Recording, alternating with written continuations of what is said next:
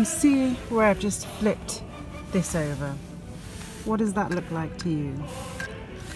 An axe head, exactly. So I don't think it's got any real age, maybe 100 years or something. I am going to take that home as well.